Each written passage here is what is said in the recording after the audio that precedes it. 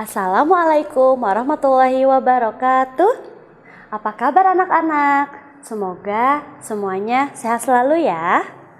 Berjumpa lagi di acara Ngadonan, ngabuburit dengan obrolan Ramadan. Hari ini Bu Erlin akan bercerita tentang sebuah kisah yang berjudul Nabi Muhammad SAW dan Raja Habib bin Malik. Di zaman jahiliyah, hiduplah raja bernama Habib bin Malik di Syam. Dia penyembah berhala fanatik dan menentang serta membenci agama yang didakwahkan Rasulullah SAW. Suatu hari, Abu Jahal mengirimkan surat kepada Raja Habib bin Malik perihal Rasulullah. Surat itu membuat Raja Habib bin Malik penasaran dan ingin bertemu dengan Rasulullah SAW. Raja membalas surat itu. Ia akan berkunjung ke Mekah. Pada hari yang telah ditentukan, berangkatlah ia dengan 10.000 orang ke Mekah. Sampai di desa Abtah dekat Mekah, ia mengirim utusan untuk memberitahu Abu Jahal bahwa dia telah tiba di perbatasan Mekah. Maka disambutlah Raja Habib oleh Abu Jahal dan pembesar Quraisy. "Seperti apa sih Muhammad itu?" tanya Raja Habib setelah bertemu dengan Abu Jahal. "Sebaiknya Tuan tanyakan saja kepada Bani Hashim," jawab Abu Jahal. Lalu Raja menanyakan kepada Bani Hashim. Di masa kecilnya, Muhammad adalah anak yang bisa dipercaya, jujur, dan baik budi. Tapi sejak berusia 40 tahun, ia mulai menyebarkan agama baru, menghina, dan menyepelekan Tuhan kami. Ia menyebarkan agama yang bertentangan dengan agama warisan nenek moyang kami, jawab salah seorang keluarga Bani Hashim. Raja Habib memerintahkan untuk menjemput Rasulullah SAW dan menyuruh untuk memaksanya apabila ia tidak mau datang. Lalu dengan menggunakan jubah merah dan sorban hitam, Rasulullah SAW datang bersama Abu Bakar As-Siddiq dan Siti Khadijah. Sepanjang jalan, Siti Khadijah menangis karena khawatir akan keselamatan suaminya. Demikian pula dengan Abu Bakar As-Siddiq. "Kalian jangan takut. Kita serahkan semua urusan kepada Allah Subhanahu wa Ta'ala." Begitu kata Rasulullah SAW. Sampai di desa Abtah, Rasulullah disambut dengan ramah dan dipersilakan duduk di kursi yang terbuat dari emas. Ketika Rasulullah duduk di kursi tersebut, memancarlah cahaya kemilau dari wajahnya yang berwibawa, sehingga yang menyaksikannya tertegun dan kagum. Raja Habib berkata, "Wahai Muhammad, setiap nabi memiliki mukjizat. Mukjizat apa yang engkau miliki?"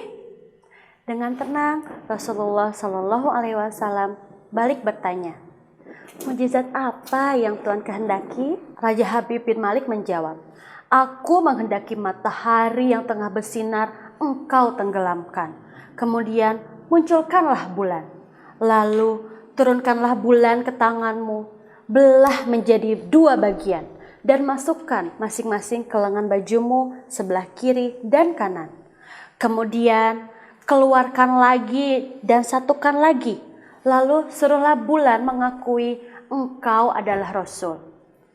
Setelah itu kembalikanlah bulan itu ke tempatnya semula. Jika engkau dapat melakukannya, aku akan beriman kepadamu dan mengakui kenabianmu." Mendengar itu, Abu Jahal sangat gembira. "Hahaha, pasti Rasulullah tidak dapat melakukannya." Dengan tegas dan yakin, Rasulullah SAW menjawab, "Akan aku penuhi permintaan Tuan." Kemudian Rasulullah SAW berjalan ke arah gunung Abi Qubays dan sholat 2 rakaat. Usai sholat, beliau berdoa dengan mengadahkan tangan tinggi-tinggi agar permintaan Raja Habib terpenuhi. Seketika itu juga, tanpa diketahui oleh siapapun, juga turunlah 12.000 malaikat. Maka berkatalah malaikat, "Wahai Rasulullah, Allah menyampaikan salam kepadamu. Allah berfirman, wahai kekasihku, janganlah engkau takut dan ragu. Sesungguhnya aku senantiasa bersamamu. Aku telah menetapkan keputusanku sejak zaman azali." tentang permintaan Habib bin Malik, pergilah engkau kepadanya untuk membuktikan kerasulanmu. Sesungguhnya Allah yang menjalankan matahari dan bulan, serta yang mengganti siang dan malam. Habib bin Malik mempunyai seorang putri yang cacat, tidak punya kaki dan tangan, serta buta. Allah telah menyembuhkan anak itu, sehingga ia bisa berjalan, meraba, dan melihat. Lalu bergegaslah Rasulullah Shallallahu Alaihi Wasallam turun menjumpai orang-orang kafir. Sementara bias cahaya kenabiannya yang memantul dari wajahnya semakin bersinar. Waktu itu matahari telah beranjak senja. Matahari hampir tenggelam sehingga suasananya remang-remang. Tak lama kemudian Rasulullah SAW berdoa agar bulan segera terbit. Maka terbitlah bulan dengan sinar yang benderang.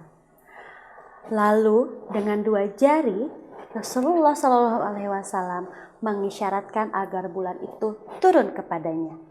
Tiba-tiba suasana menjadi amat menegangkan dan terdengar suara gemuruh yang dahsyat. Segumpal awan mengiringi turunnya bulan ke tangan Rasulullah. Segera setelah itu Rasulullah membelahnya menjadi 2 bagian. Lalu beliau memasukkan ke lengan kanan dan kiri. Tidak lama kemudian beliau mengeluarkan potongan bulan itu dan menyatukannya kembali. Dengan sangat takjub, orang-orang menyaksikan Rasulullah menggenggam bulan yang bersinar dengan indah dan cemerlang. Namun hati Raja Habib masih beku. Maka ia pun berkata, "Aku masih mempunyai syarat lagi untuk mengujimu." Rasulullah memotong pembicaraannya. "Engkau mempunyai putri yang cacat, bukan? Sekarang Allah Subhanahu wa Ta'ala telah menyembuhkannya dan menjadikannya seorang putri yang sempurna."